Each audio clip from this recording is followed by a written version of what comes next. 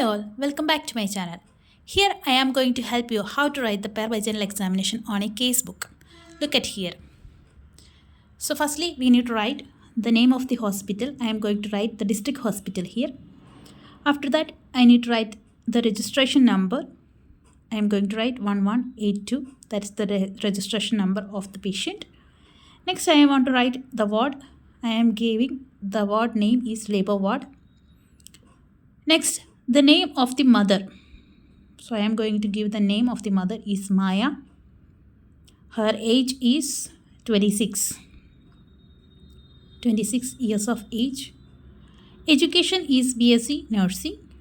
I need to write it here, BSc nursing. Occupation, she is a nurse. So I need to write it as nurse. Name of her husband.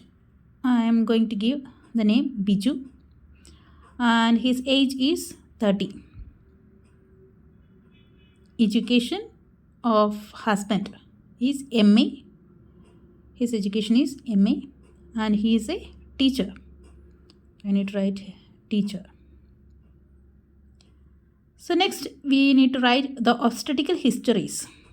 So period of gestation, it's a primary gravida mother with the 38th week of gestation. So I am going to write 38th week of gestation here. So I already told you she is a primary gravida mother. So she is not having any other obstetrical histories. So here the scores are G1, T0, P0, A0 because there is no any other abortions. She is not having any abortions. L0, S0. So this is the obstetrical score of Maya. Next her LMP I am going to give 18 March 2024 and her expected date of delivery is 25th December 2024. So this is her expected date of delivery. So I need to write any addresses. You can write it here. So next one is we can see the previous history of a patient. So here we need to write the previous history, obstetrical histories, medical histories, anything. So she is not having any previous obstetrical histories because she is a primary gravida mother. If it is a multigravida mother, so we need to write the obstetrical history here. So here she is not having any previous obstetrical histories. Next we need to write the medical history of the patient. So we need to identify or we need to collect her medical histories. We can collect her medical histories such as chronic medical conditions. If she is having any medical conditions, if it is there, we need to write yes or no. If she is having any chronic medical conditions, so we need to specify the condition also, specify it. Next, same as like this, we can identify or collect her surgical history. She did any surgeries previously.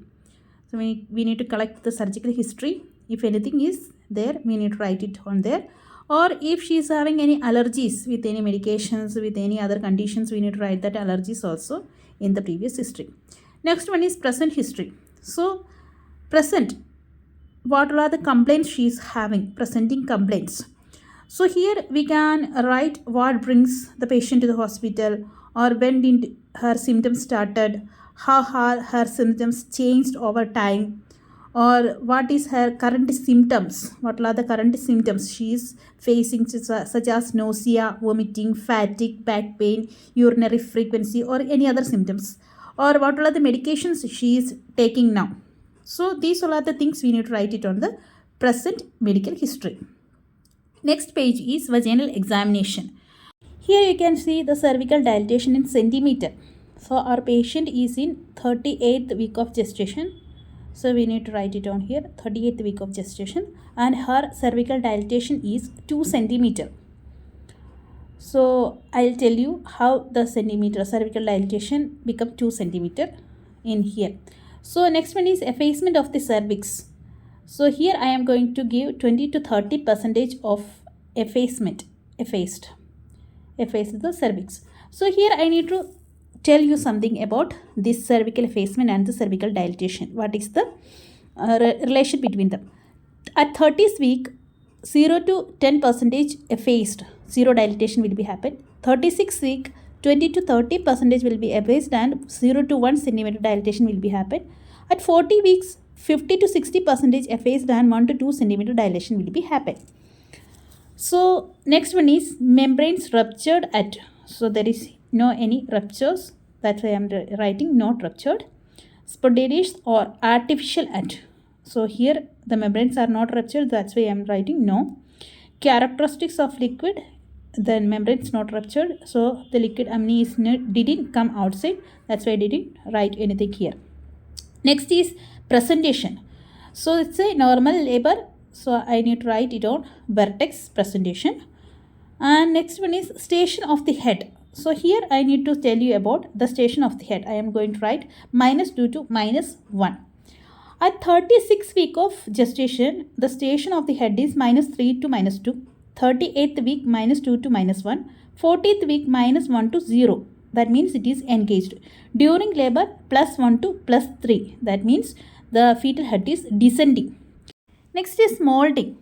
So here I am going to write 0 to 1 centimeter. Molding refers to the degree of overlap between the fetal skull bones which allows the head to adapt to the shape of the birth canal during labor. So in 36 week it will be 0 centimeter no molding. 38 week 0 to 1 centimeter mild molding. 40 weeks 1 to 2 centimeter it will be moderate molding. During labor it is 2 to 3 centimeter and it is significant molding. So we need to calculate these gestational ages and we need to write the molding, how it is happening. Next is relationship of the head to pelvis. Here I need to tell you about the engagement and station before the relation. So what is the engagement? The fetal head is usually engaged in the pelvis, meaning that the presenting part has moved down into the pelvic inlet. Next is station. The station of the fetal head is usually around 1 to 0. That means the head is at or just below the level of the ischial spine. So the relation is entering the pelvic inlet, we can write it like this, or starting to rotate and align with the pelvic floor, or we can write preparing for descending through the birth canal. Through observations, we need to write the relation of the head to pelvis, whatever it is coming. So next one is observation of the perineum. So here they give edema, varicose vein and discharge. What is the observation we are getting on the perineal examinations? If any edematous is there, we need to write it on there. If any varicose vein is there, we need to write it there. Or is any discharges is happening there, we need to write it on there. So here there is nothing. Next one is type of pelvis. So it's a normal vaginal delivery is going to happen. That's why I am writing it's a gynecoid pelvis. So type of pelvis is gynecoid pelvis. You know about the types of pelvis: gynecoid, anteroid, anthropoid and platypeloid. So gynecoid pelvis is the normal pelvis. Next one is remarks. So we need to summarize what are the findings that we got by the vaginal examinations. So we need to write it on the remarks. After that, we need to do the signature of student here and then submit it to the teacher, nursing tutor. She will give the signature here. Every pregnancies are unique and findings can vary by woman to woman. If it is an informative video, please like, share and subscribe my channel.